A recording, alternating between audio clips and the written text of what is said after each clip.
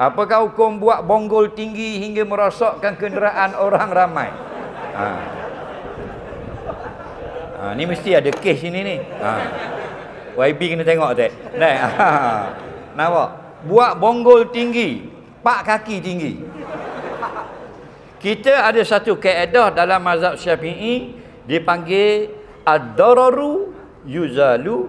Yang kedua, la darara wala dirara. Tak boleh membuat mudarat. Tak boleh. Buatlah apa saja tapi jangan buat mudarat. Nampak? Kalau ada mudarat, ad-dararu yuzalu. Bila ada mudarat, kena buang. Jadi, bila tak buat bonggol, budak-budak laju motosikal. Nah, bahaya anak orang dalam tamang. Jadi boleh buat bonggol, boleh memperlahankan gerakan. Tapi ingat, tujuan untuk merosak atau memperlahankan. Memperlahan, bonggol yang rendah sudah memadai. Tinggi, merosakkan. Saya pernah kena di Kemamang, tak gerak kereta. Di Kemamang, satu tamang saya masuk, masa tu Toyota Altiza.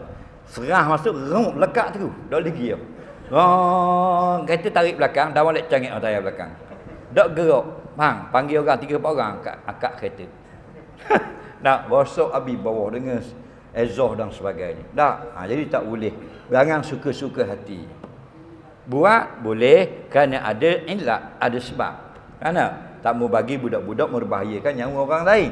Tapi ingat, untuk memperlahankan saja, bukan sampai merosakkan harta benda orang. Jadi kalau sampai merosak, hendaklah dipunggah balik, buat semula yang boleh diterima oleh semua pihak. Soalan seterusnya.